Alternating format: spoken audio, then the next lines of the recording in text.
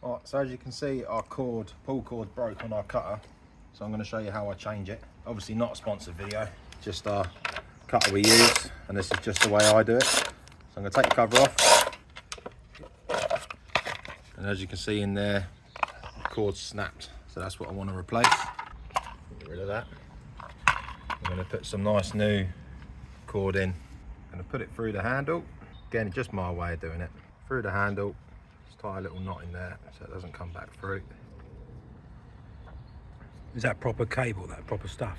Your proper pull cord, yeah. Got to have the right pull cord for the job, otherwise just snap again. Get rid of that. You want the length of cord, I'm going to go for about that.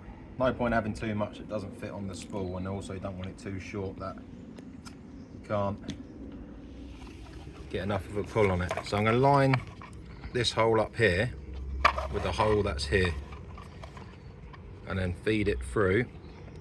This is the tricky part. Feed it up and through there. Right, there we go. Pull that up there. Then I'm going to tie a knot in here, nice and tight. And then pull this back. I'm going to tuck it in here, in this little compartment, and then that's not coming out.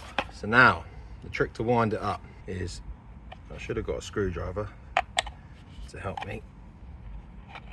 So you want to take a bit of cord like this, and you'll see if you wind it that way, nothing will happen.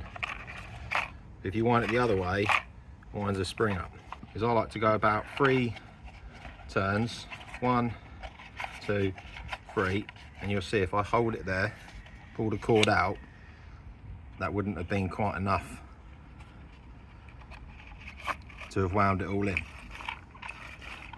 So in that case, just undo it,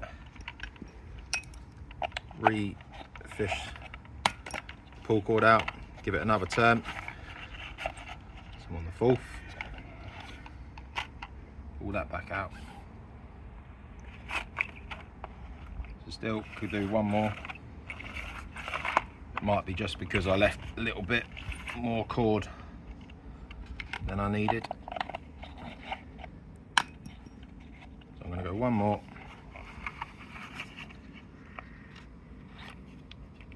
Pull the cable out, pull the pull cord out, let it go back nice and carefully.